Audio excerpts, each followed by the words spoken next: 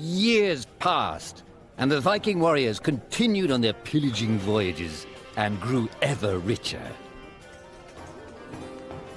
The Viking chief was proud of his people, but he was greedy, single-minded.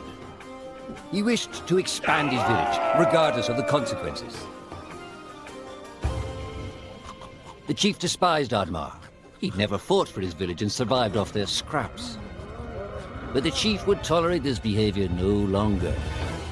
Oddmar would have to single-handedly loot the forest, burn it to the ground so their village may prosper. And if he refused, he would face the same fate as his old friend Vaskar. After being ridiculed by his village, Oddmar ran home to his hut.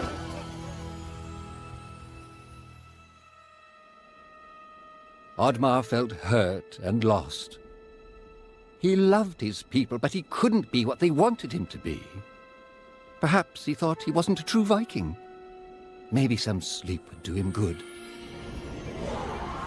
Oddmar couldn't believe his eyes. At his side was his long-lost friend Vaskar. And in front of them stood the hallowed gates of Valhalla. "Wait!" cried Oddmar, as his old friend stepped into the light. In front of Oddmar appeared a strange apparition, a forest fairy. She condemned Oddmar's selfish ways and his squandered potential. He had let down those closest to him. He did not deserve a place in Valhalla. But she offered him a deal, a great power. If used correctly, perhaps he could earn his place in Valhalla, but at a price. Oddmar woke up with excitement. What a strange dream. It felt so real. And how did this pouch get here? Was this what he saw in his dream? He looked inside the bag. A mushroom?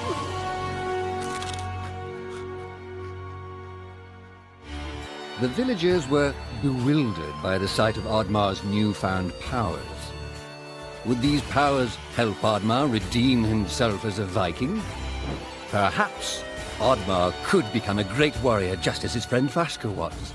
But is destroying the forest the right thing to do?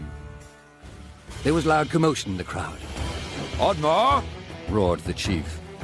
You dare to bring this cursed magic to our village? This is a new low. Death on the battlefield is too noble a fate for you. Perhaps the Kraken should teach you a lesson at the bottom of the sea. You can't hide from the gods, Oddmar! The chief bellowed as Oddmar leapt away. The skies turned dark. Thunder struck. Suddenly, the villagers vanished. Oddmar was shocked. Who took his people? Was it the gods? Why was he left behind? He had to find out. Oddmar wasn't used to days like this. What was he even fighting for? If he somehow retrieved his villagers, would the chief still cast him out? Maybe, if he could capture the one responsible. Perhaps they'd forgive him for his life of cowardice. "Goblin!" shouted Oddmar. "Why are you watching me? I have questions for you." The creature bolted away, and Oddmar's attention turned to a wild boar. "Please, noble beast," pleaded Oddmar. "Help me catch that monster." Oddmar had found a great friend in the boar. Even though they'd lost track of the goblin, the boar had given him more help than anyone in recent years. Just as Oddmar bid his new friend farewell, suddenly the fairy from his dream appeared. "I didn't grant these powers so you could spend your days chasing monsters," said the fairy pointedly. Oddmar was surprised and said, "I thought you only existed in my dream." "I gave you these powers for a reason," said the fairy. "We need your help, Oddmar." "Oh, help with what?" Oddmar asked reluctantly. "My people are gone. I need to find them." "You have to save the forest," said the fairy. "You have to restore balance to the world." "Restore balance?" Oddmar started. But he was interrupted by a loud growl emanating from the forest. You have to hurry, said the fairy. We don't have much time, Oddmar. And in a flash, she was gone. A troll! And it was right in Oddmar's path. He needed to pass it in order to enter the forest. Oddmar was careful not to wake the troll, but it was too late. You dare set foot in my forest? Roared the troll. I am the protector of this forest. Oh, this is a dream. Go back to sleep, Oddmar urged. A dream? Replied the troll. No. Oh, no. For you, it shall be a nightmare. You shall pay for what your kind has done to our home. Oddmar had to admit it. Without that strange monster he'd been chasing, he was lost. Oddmar, the creature whispered as he snuck up on him from behind. Oddmar was startled, but quickly slammed the creature to the ground. He had finally caught the creature and demanded, "Tell me where you've taken my people, goblin."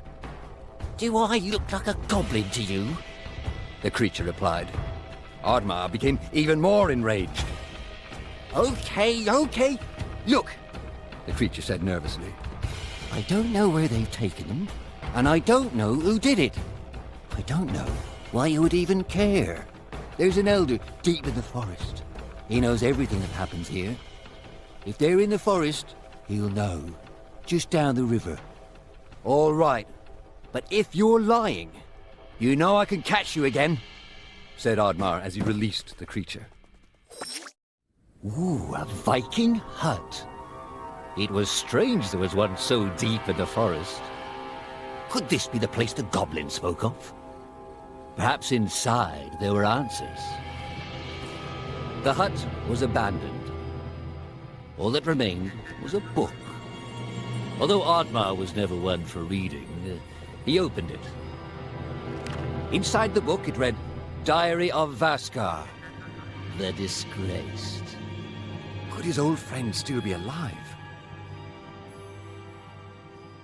With Oddmar's parents gone, Vaskar took Oddmar in. Despite this huge responsibility at such a young age, Vaskar had impressed the chief and become a promising young warrior. The chief was so impressed, he decided Vaskar was to lead the Vikings into the forest for the first time. Vaskar went to the forest alone to prepare. But the more he went out there, the less he wanted to hurt anything within it. He begged the chief to reconsider, but the chief was not a very thoughtful man. When Vaskar refused to lead the charge, he was labeled a traitor and was banished. Much time passed, and a fairy visited Vaskar. A great threat to the forest was looming, and her people were in danger. She knew she could trust him with the great power to save the forest. He had no idea he was to fight the god of chaos. Vaskar was almost victorious, but Loki, in desperation, turned Vaskar's own powers against him. He was cursed, but Loki was driven from the forest for now. The curse was quickly consuming Vaskar, but the fairy could not help. Loki's hold on the forest and their magic was still too tight. The fairy asked if there was anyone else who could help. Vaskar was reluctant to put his friend in danger, but he had no choice. Oddmar always asked himself why he never went out there, why he was too scared to try and help his friend as he had helped him. He often thought about that. But where was Vaskar now? Perhaps his aunt laid further down the river. The cranky elder had been woken up by Oddmar and was eager to get back to sleep. "I'm sorry I woke you up," said Oddmar, "but I need your help to find my people." The gods entrusted the forest to your people, the elder replied. But you destroy it for your own gain. Why should I, the great elder of the forest, help you? Oddmar didn't know how to respond, and felt ashamed. The forest goblin. Oddmar uttered. He told me that you had answers. Please help me. The elder paused. He knew that the creature Oddmar was referring to had made a great sacrifice to protect the forest. He decided to help Oddmar. Underneath the great mountain, there is a powerful golem, Explained the elder. It will not help you willingly, but it has the key to the gate between worlds. Oddmar's spirits were lifted, and asked the elder, Between worlds? Will I find my people there? Do you know where Vasker is? The elder yawned, closed his eyes, and muttered, I grow tired, Viking. I'm not used to speaking this much. The elder fell into a deep slumber, and Oddmar was on his way.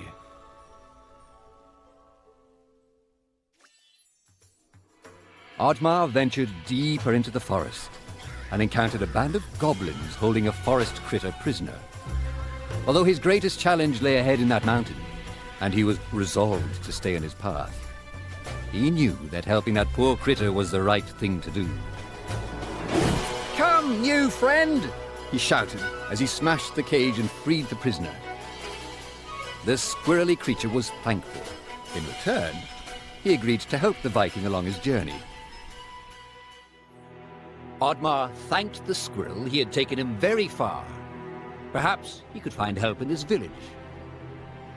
The village was deserted. Could Oddmar be the last Viking in all of the land? If he failed, would he be destined to walk alone until the end of his days? Oddmar had heard stories as a child of the beast of legend that lurked below the water. But unless disturbed, that is where it would stay.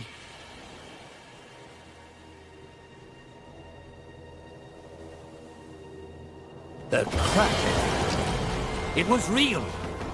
Perhaps the chief's wish would come true.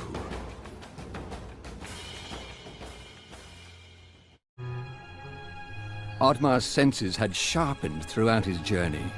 He could feel someone was watching him. I know you're there, goblin, said Oddmar firmly. I am not a goblin, Oddmar, said the creature and sighed. I may look like this now, but there was a time when you and I were not that different. It couldn't be, could it? Not only had this creature been helping him all along, but this creature was in fact his oldest friend. Vaskar? The creature protested, but it was no use. Oddmar had many questions for his oldest friend, and many stories he wished to relive.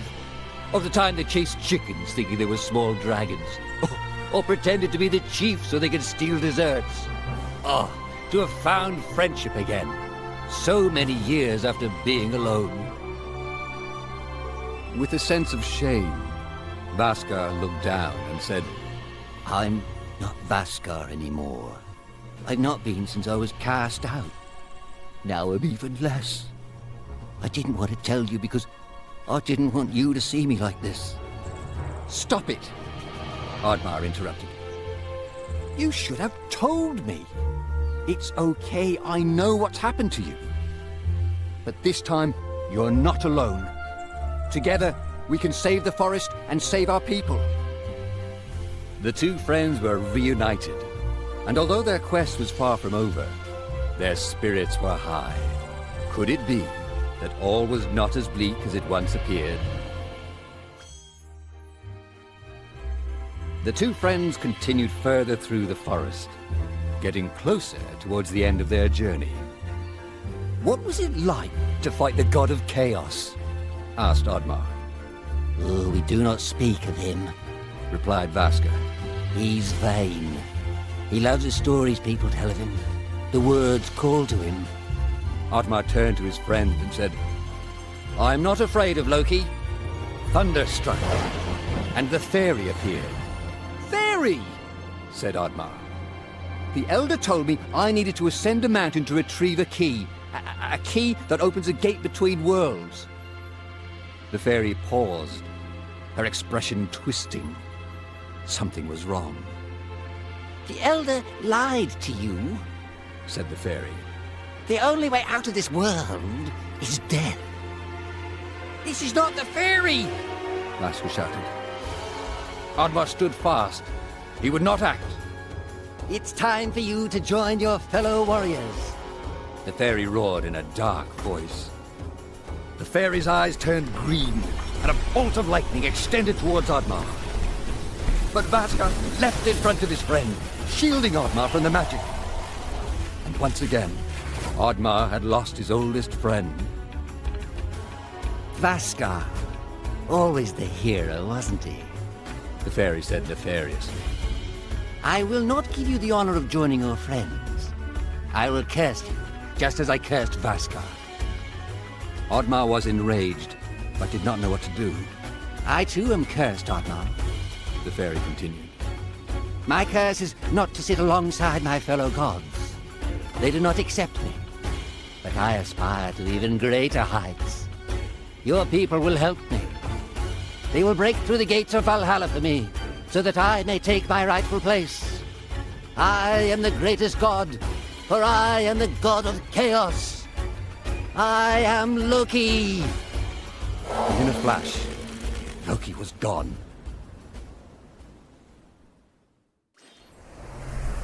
Oddmar scaled the cliff, alone. His allies were gone, and his heart was broken. Yet he continued to push forward. Loki's curse. It was real. Just as it turned Vaska, it too would turn him. He would fail the forest and his village. Perhaps, he thought, the world was better off with no Vikings in it. But he would not have to fight alone. For in front of him, he saw a familiar pair of tusks which he didn't expect this far up the mountain. Perhaps all was not lost.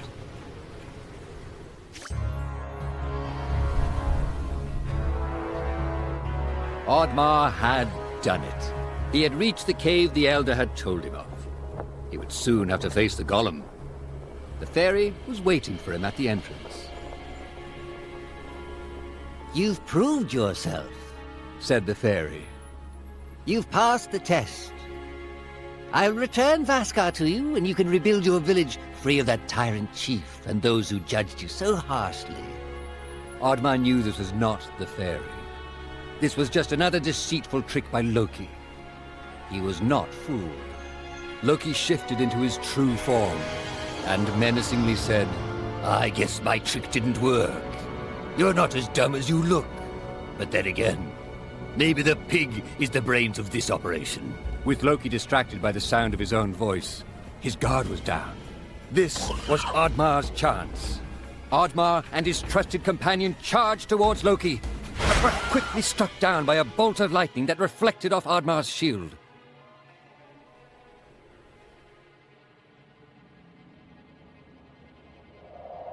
With the influence of his power, Loki was confident that Oddmar would stand no chance against the golem. He used his magic to wake the ancient golem and left Oddmar to fight for his life.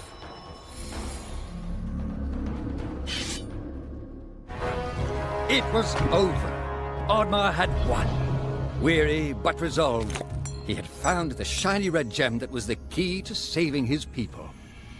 Oddmar held the key up high and waited for something to happen, but quickly realized he didn't know how to use it. Suddenly, a vicious band of goblins swooped down on Oddmar. He struggled to hold on to the key, but there were too many goblins. Oddmar was overwhelmed. They snatched the key and ran away. Goblins. Their treachery had no limits.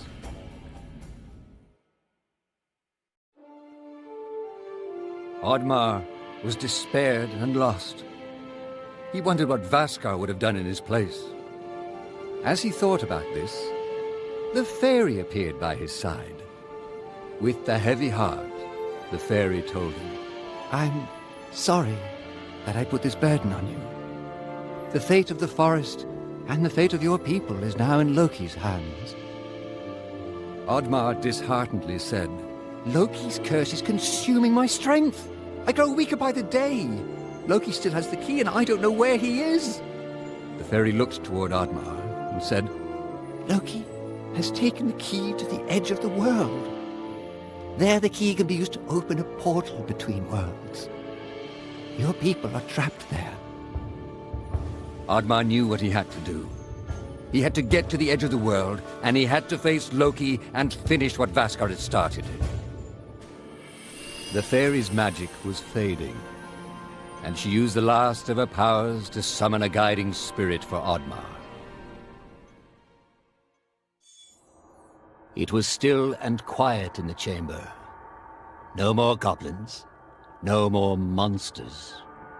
Just silence. The beautiful man-made carvings giving way to the natural forest and its magic. Here was the uneasy place where the worlds joined. It was as if the gods knew one day there would be a just cause for a mortal to travel beyond this place. Oddmar felt at home here. He had spent his life torn between the worlds in his own head and the world of Vikings. This was a place of compromise. Maybe his people could learn from this. Maybe they would no longer destroy and take. Maybe he could truly save them. Not just from death, but from themselves. Loki emerged in front of the gate and said, Are you here to join your friends, Viking? You know, I could use someone like you in my army. I will never join you, Oddmar cried out as he charged towards Loki. He was ready to fight. Do you even think your people want to be saved by you? Said Loki with a mocking smile. They will march in the army of the god of chaos. They will be known as the ones who broke down the gates of Valhalla. No more lies! Oddmar bellowed. He would not be manipulated. I have never told you a lie, said Loki confidently. I'm simply predicting your future.